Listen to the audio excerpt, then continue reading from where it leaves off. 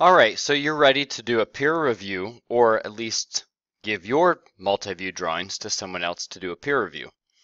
So first let's take a look at what are the things that we should all be looking at for the peer review. Number one, hopefully this doesn't get caught at this stage, but your peer is going to make sure that the 5 parts of the chosen solution are all unique. You should not have 2 parts that are exactly the same.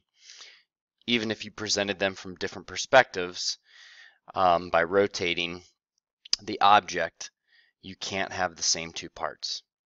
Okay, so this document just repeats itself 5 times as you're going to put in the color of the piece you're inspecting that multi-view drawing. So if you're going to start with, say, the white piece or the brown piece, etc., you'll write that in. You're going to look for, is the chosen view, is it the most descriptive view and orientated to minimize hidden lines in other views? Well, we're going to look at that first. I'm going to show bad examples. Here's a person who, imagine they begun and they started with the isometric and they think, hey, that's a good view. I can see that. Well, if that's their isometric, they've determined that this is the right face and this is the front face. If we're providing a front, right, top view, they've determined that that's going to be the front, that's going to be the top, and this is going to be the right. Okay, so I sketched in what that front, top, and right views would look like. Now, keep in mind I'm doing this very quickly with a Sharpie as I'm recording the videos, just to illustrate some things. But if I'm the peer reviewer here, this is not going to be showing the best front view. Remember, in our orthographic projections, this is the front view. It has to be. The arrangement of these determines which view we're providing. So this is the front, this is the right, and this is the top. So the front view provided did not give us the most descriptive, most recognizable profile of this shape. In this case, they've done that in the right view. This view should have been started with as the front view. If this is the front, the right view, remember, grab the right side and pull it towards you. That's the right view. Grab the top, pull it towards you, and there's the top view. That would have been the best choice for the front view. The front, top, and right. Okay. Now you could have rotated this as well, kept that front face and rotated it around. If you consider these other options, okay, I would say that these 2 contours pointing up or right are your best ones, as they minimize hidden lines and they allow you to dimension these contours later in between views. Okay, so do consider the difference between this and how that projects and how that might create hidden lines, as well as create contours that are not between the views, and that runs into some other issues. Okay, here's take 2 to learn. Same part, isometric, does agree with the best front view, front, top, and right. Those views individually are correct, and the isometric, again, if you tilt the right to you slightly, the top to you slightly, the isometric agrees with the front view. Okay, but alrighty, before we even get to the extension lines, the dimensions themselves, I see issues, right? Our orthographic projections are supposed to be aligned, and they are not. The front view, if you trace it up, the top view should align with it. So this view should have been scooted over so that these widths agree, as well as the height. In the front view, we can see the height of the object, and when looking at the right, you can also see the height. Well, the heights do not line up. So the right view should have been scooted down. Okay, make sure that your peer, who you're reviewing their work, have their top and their right aligned with their front view, as well as make sure the isometric agrees with that. This one would not have agreed, and so that is this bullet point here. Do the front, top, right, and isometric all agree with each other? That would mean, are they aligned and orientated correctly? Okay, with this being the front, the top has to be a simple 90-degree turn. They can't get to the top face and spin this around. That does not agree. Okay, when that's the front, that is the top. Okay, next, let's take the same shape again with the projections correctly chosen, the best front view, the best orientation, aligned top and right views. And now you need to begin looking at the extension lines and the dimension lines. Extension lines show you where you're dimensioning to. If someone drew the extension line here to show the overall width, you should not be signing off on a good extension line. Okay, my dimension line I'll make well, but not that. All of our dimensions are either going to be 0.75, 1.5, or 2.25, as we're working with 3/4 inch blocks. I'm not counting the squares on my graph paper, okay, only to keep my drawing to scale and proportional to each other. That would be the only reason. But for the actual dimensions, that comes physically from the blocks. This is a 3/4 block, so 3/4 plus 3/4 plus 3/4 is 2 1/4, or 2.25. Be looking at their dimension lines. Do they have arrows on them? Do the arrows touch the extension line as they do here? Look at the extension lines. Does the extension line touch the part as it does here? It should not. A proper extension line should get close to the part but leave a little gap. If I were to dimension that contour of 0.75, it should look like this. Okay. Next, make sure they've provided all three overall dimensions of width, height, and depth. Okay. Look to see that they put the dimensions in between the adjacent views. All right, here we should have widths.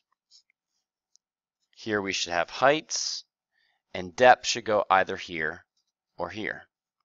Okay, either horizontally on the right or vertically on the top view, as that is where you can see depth. Putting it there is considered in between views as opposed to putting it to the left of the top or under the right view. Okay, look for the overall width, the overall height, and the overall depth. After that, look to be sure that they provided any other necessary dimensions. I'll come back in just a second with this one completed and more accurate. Okay, so here we are, almost finished, showing you another example that should help you provide a good peer review. Okay, on this one, it's close, but it's not perfect. Again, keep in mind that I'm doing this very quickly after hitting pause with a Sharpie, and it's hard to be precise. You should be using a straight edge and a pencil to begin so that you can keep this nice and crisp. Okay, so let's look at it. My extension lines do not touch the part. Check, that's good. There are arrows on the dimension lines, and the arrows touch the extension line. Check on all fronts. Okay, I have my overall width, my overall height, and my overall depth. And I've done that in between adjacent views. This is in between the front and top. The height is between the front and right. And the depth is shown here in between the top and the right. Next, I need to look for any other dimensions that should be provided. When looking at the width, this width has been broken into really three different sections. This could be section 1, this can be section 2, and this can be section 3. You do not need to give the length of all three, as we've provided the overall. If you dimension 2 of these 3 and the overall, this has already been determined or constrained. It's naturally constrained. 2.25 minus 0.75 minus the other 0.75 would only leave one possible value for this width, so it's not needed to produce this part, as it will naturally happen. So my widths have all been provided, not only the overall, but the other needed widths. With depth, this object had the same depth throughout the 5 blocks, so only one depth is needed. Height, however, would be needed. An extra height would be needed. I have the overall height, but I would need to constrain and show that the height here is the same 3/4 inch block. Now, to do that, I need to add in a height. That height needs to go in between these views, at least that's preferred, and I would like to dimension the contour. It's also a little hard in this one. We never, ever dimension to a hidden line. So trying to show the height of this feature here on the right would cause me to dimension to the hidden line. So I'm going to have to come over to the front view where I can also see height. Now we prefer not to have extension lines or dimension lines touch the object, but in this case, we need to. We are going to extend an extension line into the part right up to this corner, not touch it, and pull it out. Here, I won't touch the part, and I'm going to show that this height is 0.75. While it's not ideal to have an extension line need to run into a part, you may find one or two parts where it's needed, but you should find plenty of your parts that don't. Now, if I go through my checklist, I'm almost done. But if you don't catch the last thing on here, I'll wonder if you had really looked closely. So please be looking at your checklist. If you go through and you're saying, did they choose the best front view? Yes.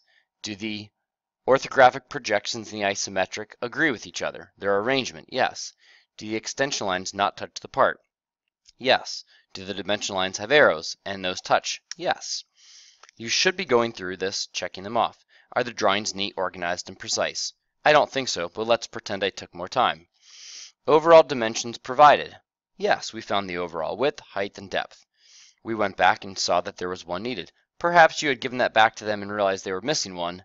Now they've added it, and you can check that off as well. The title block. Oh, I never looked. Is the title block filled out? No. The title block of this drawing should be filled out. Make sure their name is in the Drawn By section.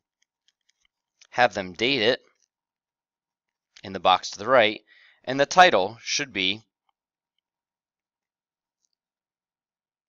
Puzzle Cube Solution 1 or 2, if this was Solution 2 for me, and then the color of the piece.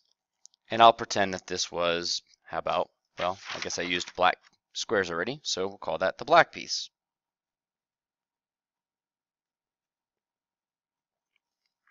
Okay, and now you can say, yes, they've done all that. So the peer review on the black piece, multi-view drawing, is good. And now I'm ready to initial. And by initial, I'm signing off and saying that in the best of my abilities, my opinion is that all of these things have been done correctly. Go through and check each of their drawings, looking for each of these things, write the color of the part, and initial if you think they're done. If there aren't, or if there's some that are missing, you can circle those, do not check and do not initial until they fix it. Have them fix those things, bring it back to you. Okay?